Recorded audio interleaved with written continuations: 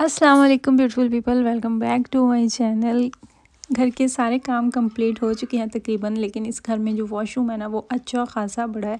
वैसे इसमें 2 वॉशरूम है, एक छोटा टॉयलेट जो कि नॉर्मली जर्मन अपार्टमेंट्स में या हाउसेस में होता है, गेस्ट वे से भी उसको कहा जाता है, तो वो है ग्राउंड फ्लोर पे। और यहाँ पे जिस फ्लोर पे हमारा यानी कि मास्टर बेडरूम है, उसी फ्लोर पे ये बड़े वाला वॉशरूम है। ये काफ़ी ज़्यादा बड़ा है और उतना ही गंदा है। मुझे इसको क्लीन करना था। जब हम घर देखने आए थे ना, तो जो सबसे पहली यहाँ पे गंदी चीज़ मैंने नोट की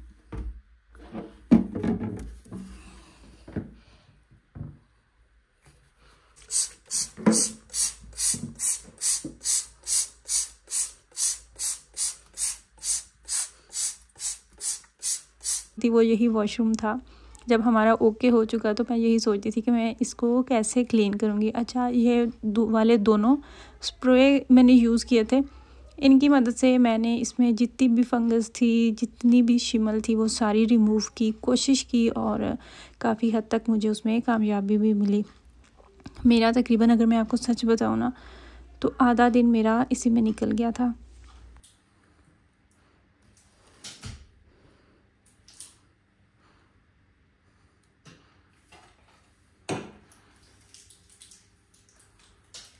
डरे नहीं और ना ही परेशान हूँ। यहाँ पे बहुत लंबे लंबे, बहुत बड़े बड़े जाले थे, मैं वही निकालने की कोशिश कर रही थी।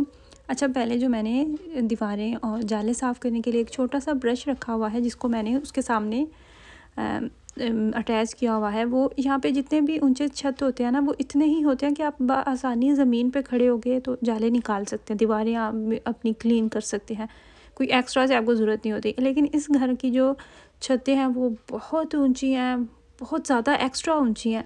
मैंने इतनी लेंथ के मार्केट्स में भी देखने की कोशिश की, फिर ऑनलाइन भी मैंने देखा।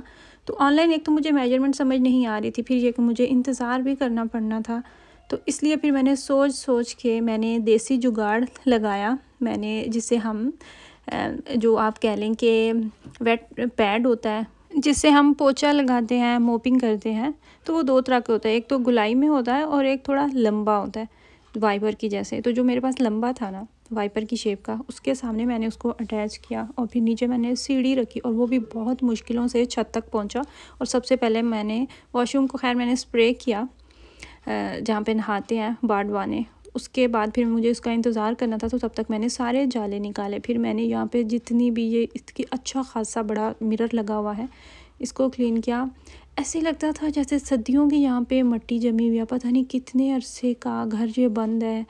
हालांकि आप देखें कि जर्मनी में कभी घरों में जाले लगते हैं, बहुत कम, ना होने के बराबर लगते हैं, वो भी गर्मी के मौसम में। तो अभी तो इतनी ठंड है, और जिस इलाके में हम शिफ्ट हुए हैं ना, ये पहले की निस्बत यहाँ पे हमेशा से टेम्परेचर थोड़ा सा लो होता है, मतलब यहाँ पे ज़्यादा ठंड होती है।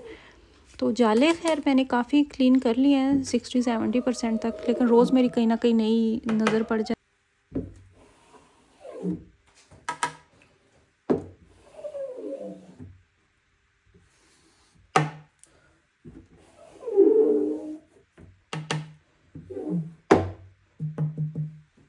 मैं इतना ज़्यादा यहाँ पे टायर्ड हो चुकी थी ना, आप इस चीज़ का अंदाज़ा लगा लें कि विंडो वैक्यूम नीचे पड़ा हुआ था किचन में, और स्टैंड भी किचन में पड़ा हुआ था, जिसमें मैं फ़ोन लगा के तो रिकॉर्डिंग कर सकूँ। लेकिन मेरे में हिम्मत नहीं थी कि मैं नीचे से जाके वो 2 चीज़ें लेके आऊँ।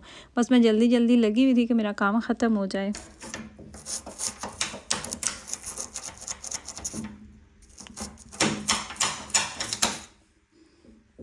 बाड़वाने बहुत गंदा था, एक्सट्रीम इसकी साइडों पे फंगस लगी हुई थी, ब्लैक ब्लैक जो होती है। तो वो मैंने बहुत ज़्यादा रिकॉर्ड नहीं की, क्योंकि तो कुछ कमज़ोर दिल वाले हजरात भी होते हैं, तो किसी का दिल ना ख़राब हो जाए। लेकिन इसके बावजूद थोड़े बहुत मैंने क्लिप्स लिए हैं आप लोगों के साथ शेयर करने के लिए। तो मैंने जो टूथब्रश होता है उसकी मदद से, एक और मेरे पास छोटा ब्रश है, जितने भी ब्रश थे सबकी मदद से जितना मेरे से क्लीन हो सकता था वो मैंने कर लिया। फिर हमने एक एक्स्ट्रा लिक्विड मंगवाया था मेरे हस्बैंड ने ऑनलाइन, तो जो कमोड होता है उसमें जो एक्सट्रीम दाग लग जाते हैं ना, जो ख़त्म होने का नाम नहीं लेते, तो उस चीज़ के लिए वो स्पेशल है। वो जितने भी सख्त दाग होते हैं वो ख़त्म कर देता है। बहुत वो होता है, हार्ड होता है, वो सख्त होता है लिक्विड। तो लास्ट में मैंने थोड़ा सा वो डाला था, लेकिन इसके बावजूद 10% ब्लैक निशान बच ही गए थे, जो कि बहुत ज़्यादा गौर करने पे नज़र आते हैं।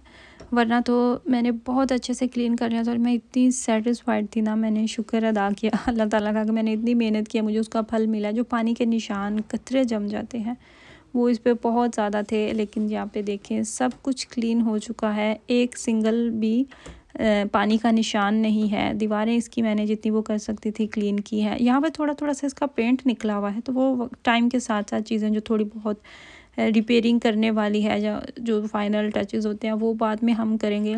लेकिन पहली जो ज़रूरी चीज़ थी वो थी सफाई, कि जिस घर में जिस जगह पे आप रह रहे हैं सफाई बहुत ज़रूरी होती है। फिर एक ये कि तसल्ली होती है कि आपने उस जगह को अच्छे से क्लीन किया।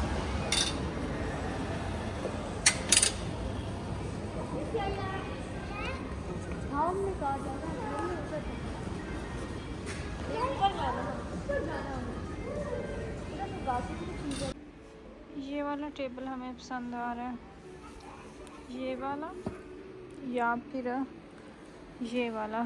इस तरफ जो है ये ब्लैक में है और हमारा जो सोफ़ा है ना वो ग्रे में है, तो वो थोड़ा डार्क ग्रे में है। यही शेड है ये जो इस सोफ़े का है। कौन सा कलर? सोफ़ा हमारा सेट हो चुका था काफ़ी दिनों से, लेकिन सोफ़े के सामने जो टेबल रखना था ना वो हमने अभी तक नहीं लिया था, और जब तक वो ना हो तो आपका सोफ़ा अधूरा होता है। काफ़ी चीज़ें होती हैं जिनके बगैर आपका लिविंग रूम अधूरा होता है। तो जी हम टेबल की तलाश में निकले कि टेबल हम देख के आते हैं, डाइनिंग टेबल भी देखते हैं और जो सोफ़े के सामने टेबल रखना है वो भी देखते हैं। मेरे माइंड में कब से था कि अब मैं जब भी टेबल चेंज करूँगी तो मैंने इस तरह के राउंड टेबल लेने हैं। 2 का सेट भी होता है, 3 का सेट भी होता है, लेकिन 2 का इनफ था। खैर यहाँ पे जो देखा वो हमें पसंद तो आया, लेकिन उसकी जब हमने उनसे बात की तो उन्होंने कहा कि आपको 4 से 6 हफ्ते तक का इंतज़ार करना पड़ सकता है। तो फिर हमने उसी तरह का, बल्कि उससे ज़्यादा, अपने सोफ़े के साथ मैच होता हुआ टेबल ऑनलाइन ऑर्डर कर लिया। उसका हमें फिर ये फ़ायदा हुआ कि टेबल बहुत जल्दी हमें मिल गया। तकरीबन 2 से 3 दिन के बाद घर बैठे आपका टेबल भी आ गया। डाइनिंग टेबल हमने वहाँ पे देखे, अच्छे थे, प्यारे थे। जो पसंद आ रहे थे वो एक्सट्रीम महंगे थे, 2000 यूरो 2500 यूरो तक। जो चेयर्स पसंद आ रही थी वो 800 यूरो की एक चेयर, कुछ 1000 यूरो की एक चेयर, इवन के 1500 यूरो तक भी थी। वो बहुत ज़्यादा हमारे बजट से वो बहुत ऊपर थी, हमने इतना वो सोचा हुआ नहीं था। हमारा माइंडसेट था कि 1000 यूरो के विदिन 1000 यूरो हमने अपना डाइनिंग टेबल जो है ना उससे कम कीमत पे हम वो माइंड में रखा हुआ था कि जितना भी महंगा होगा ना हमने 1000 यूरो से ऊपर नहीं लेके जाना। तो हमने जो टेबल है ना डाइनिंग टेबल वो भी सेपरेट से ऑनलाइन ही ऑर्डर कर दिया, और उसको आने में थोड़ा टाइम लगा। पहले हमें ये वाला टेबल मिल गया और यहाँ पे बस इसकी सेटिंग जारी है। बहुत आसानी से हो गया था, बिल्कुल भी इसको टाइम नहीं लगा था।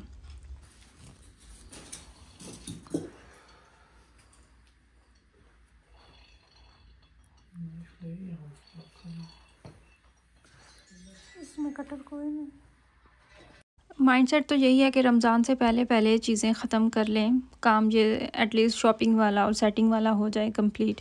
लेकिन मुश्किल लग रहा है। जो डाइनिंग टेबल की चेयर्स हमने ऑर्डर की थी वो हमारे साथ धोखा हुआ है। वो धोखा इस तरीके से हुआ है कि उन्होंने हमें लिखा हुआ था कि 1 से 2 दिन के अंदर आपको चेयर्स मिल जाएंगी अगर आज आप ऑर्डर करते हैं तो उसका क्या हुआ कि उन्होंने कोई जवाब ही नहीं दिया। फिर जब उनको खुद ईमेल्स भेज के पूछा है तो वो कहते हैं कि आपको मार्च के 1st या 2nd वीक में मिलेंगी। तो अब वो भी टेंशन है कि जब तक मिले नहीं तो पता नहीं किस तरह की चेयर्स होंगी।